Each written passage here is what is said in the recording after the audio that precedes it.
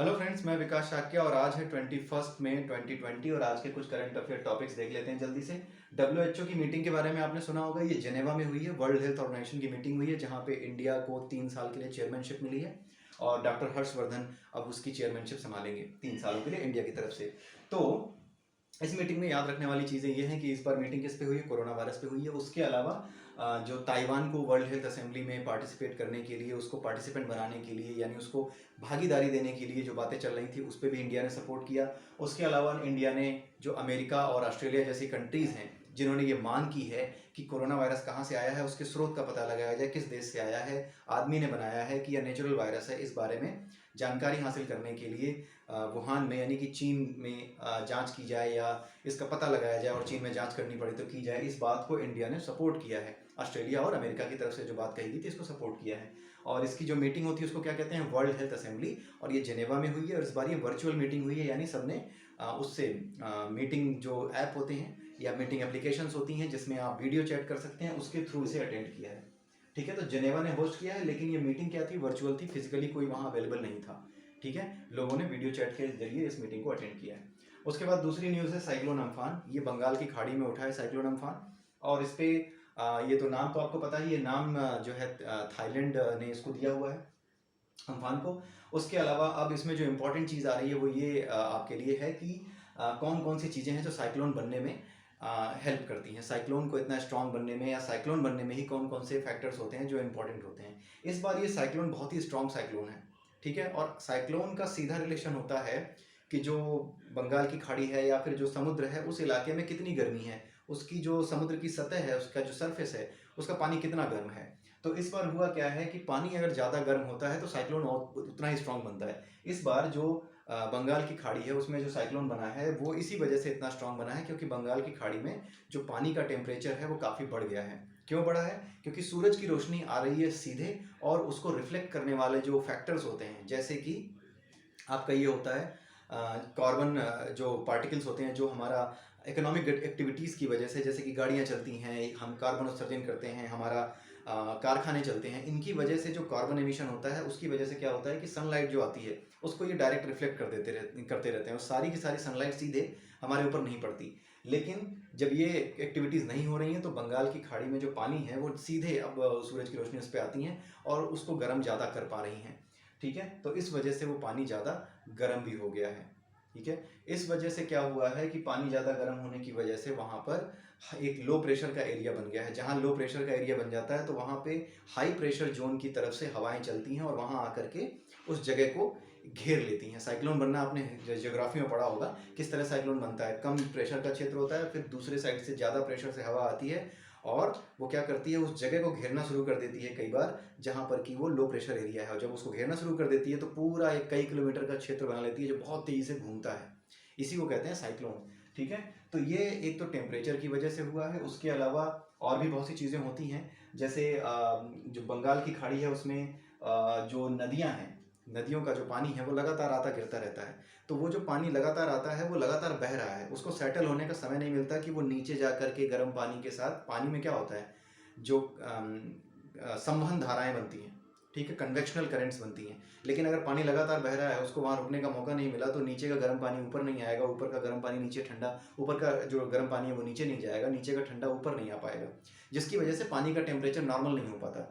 लगातार वो बहते रहने से वो क्या रहता है, उसके ऊपर जो टेम्परेचर बना हुआ है वो चेंज नहीं होता, और अगर पानी गर्म हो गया है तो गर्म ही बना रहता है, और जो फ्लो होके आ रहा है वो भी गर्म होता चला जाता है। ठीक है, लगातार उसी में घूमता रहता है, गर्म गर्म ही, क्योंकि वो घूम रहा है लगातार। सेटल होता है तो नीचे का पानी ऊपर, ऊपर का पानी नीचे होता रहता है, कन्वेक्शनल करंट्स बनती, लेकिन ऐसा हो नहीं पाता, जिसकी वजह से भी यहाँ पे जो साइक्लोन है वो ज़्यादा बनते हैं। लेकिन अरब की खाड़ी में अगर आप देखेंगे, जो इंडिया है वो कुछ ऐसे है, यहाँ पे है बंगाल की खाड़ी और ये है अरेबियन सी।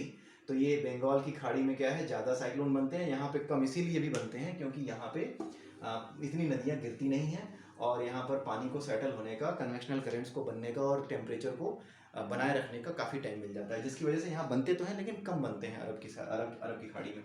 लेकिन हमारा जो ये बंगाल की खाड़ी है, बे ऑफ बंगाल, इसमें ज़्यादा बनते हैं। ठीक है, उसके अलावा और कौन सी चीज़ है जो इसको प्रभावित करती है, वो है सैलिनिटी, यानी जो खारापन होता है पानी का। ठीक है, अगर आप कभी पानी गर्म करें और गर्म करते समय अगर आप उसमें नमक मिला दें तो क्या होता है, पानी जिसमें नमक मिला हुआ है देर देर से गर्म होगा, लेकिन उतना ही पानी जिसमें नमक नहीं मिला हुआ है वो पहले गर्म हो जाएगा, पहले उबल जाएगा। इसका मतलब क्या है कि जहाँ पानी है वो देर से इवेपोरेट होता है या देर से उबलता है।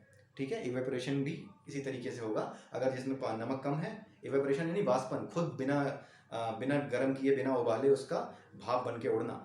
तो जो चीज़ उबलने के लिए ट्रू है वही चीज़ भाप बनने के लिए भी ट्रू है कि जब उसमें नमक डाल दोगे तो क्या होगा, वो भाप तेजी से नहीं बनेगी और जिसमें नमक नहीं होगा वो तेजी से बनेगी। तो हमारी जो ये बंगाल की खाड़ी है वहाँ पे बहुत सी नदियाँ गिरती हैं जिसकी वजह से उसकी सैलिनिटी कम है, और सैलिनिटी कम होने की वजह से यानी उसकी जो लवणता जिसको कहते हैं हिंदी में, वो कम होने की वजह से, खारापन कम होने की वजह से उसमें क्या होता है, उसका वाष्पन या उसका इवेपोरेशन तेजी से होता है। लेकिन जो अरेबियन सी है वहाँ पे नदियाँ कम गिरती हैं, हमारे साइड से जो अरेबियन सी में नदियाँ जाती हैं वो कम गिरती हैं। ठीक है, जिसकी वजह से वहाँ पे खारापन ज़्यादा है। खारापन ज़्यादा होने की वजह से उसका इवेपोरेशन थोड़ा लेट होता है, जब तक इवेपोरेशन ठीक से हो पाता तब तक मौसम चेंज हो जाते हैं। ठीक है, और वहाँ पे सिचुएशन नॉर्मल बनी रहती है। तो इस वजह से क्या होता है, बे ऑफ बंगाल में काफ़ी ज़्यादा वो बनते हैं, साइक्लोन बनते हैं, लेकिन अरेबियन सी में कम बनते हैं। तो इस तरह के क्वेश्चंस भी आते हैं कि कौन कौन से फैक्टर्स हैं, या फिर कई बार वो गोले काले करने वाले जो एग्जाम होते हैं वहाँ पर भी पूछा जाता है कि which among the below factors are responsible for cyclones, मतलब इनमें से कौन से कारण हैं जो साइक्लोन बनने के लिए सबसे ज़्यादा उत्तरदायी हैं। तो उनमें टेम्परेचर, सैलिनिटी भी होता है, यानी खारापन भी होता है।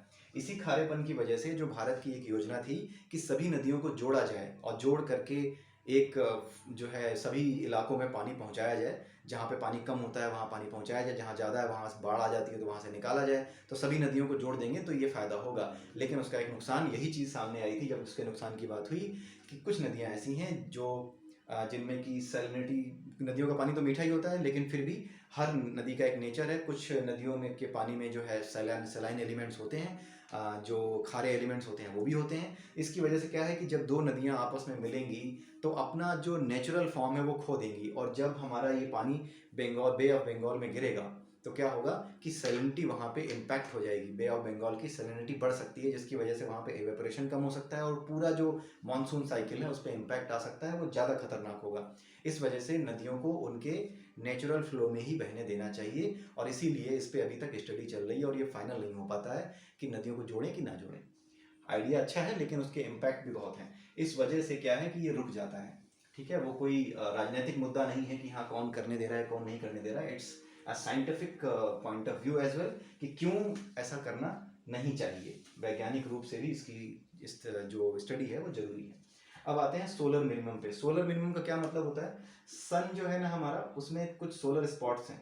वो स्पॉट्स क्या हैं, होता क्या है कि सन पे नाभिकीय संलयन हो रहा है, ये आप साइंस में पढ़ लीजिएगा। नाभिकीय संलयन यानी न्यूक्लियर फ्यूजन होता क्या है, न्यूक्लियर फ्यूजन की वजह से यहाँ पे क्या होता है, हाइड्रोजन बम जैसा विस्फोट होता रहता है। उस हाइड्रोजन बम के विस्फोट से, यहाँ पे लगातार हाइड्रोजन बम के विस्फोट होते रहते हैं, ये समझ लो आप कि सन पे जो एनर्जी का सोर्स है वो उस पे होने वाला हाइड्रोजन विस्फोट है। लगातार जो हाइड्रोजन विस्फोट हो रहा है, हाइड्रोजन बम का विस्फोट हो रहा है, उसकी वजह से वहाँ पे इतनी ऊर्जा पैदा होती है जो हम तक गर्मी बन करके आती है। अब होता क्या है, सन पे थोड़े काफ़ी ज़्यादा सोलर स्पॉट्स हैं, यानी धब्बे हैं, बड़े बड़े गड्ढे हैं, कई हजार किलोमीटर बड़े बड़े गड्ढे भी हैं।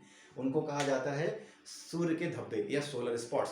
वहाँ से जब वहाँ पर कभी भी विस्फोट होता है, जब वहाँ पे नाभिकीय संलयन होता है तो जो उससे ऊर्जा निकलती है वो कभी कभी इन गड्ढों की हेल्प से काफ़ी दूर तक जो आपका स्पेस है उसमें फैलती है, और ये इलेक्ट्रोमैग्नेटिक रेडिएशन के फॉर्म में फैलती है। ठीक है, यानी विद्युत चुंबकीय तरंगों के रूप में फैलती है। ठीक है, तो इस वजह से क्या होता है कि यहाँ से जो ये सन स्पॉट से जो निकलने वाली एनर्जी है वो काफ़ी ज़्यादा होती है, और कभी कभी वो अर्थ के मैग्नेटिक फील्ड से आकर के टकराती भी है, मैंने एक बार बताया था। ठीक है, जियो मैग्नेटिक टेल और जियो मैग्नेटोपॉज ये सब बताई थी मैंने चीज़ें, मैग्नेटोपॉज और मैग्नेटोटेल के बारे में। तो किस तरीके से ये काम करती है बता चुका हूँ, लेकिन यही चीज़ होती है, ये मैग्नेटिक फील्ड को धरती के इम्पैक्ट करता है और काफ़ी दूर तक आता है ये। लेकिन कभी कभी क्या होता है, कभी कभी नहीं, ये 11 साल की एक साइकिल होती है, हर 11 साल में क्या होता है, ये स्पॉट्स से निकलने वाले जो ये इलेक्ट्रोमैग्नेटिक रेडिएशन है या जो ऊर्जा है ये कम हो जाती है। क्यों? क्योंकि यहाँ पर जो न्यूक्लियर फ्यूजन की एक्टिविटी है हर 11 साल में थोड़ी कम पड़ जाती है।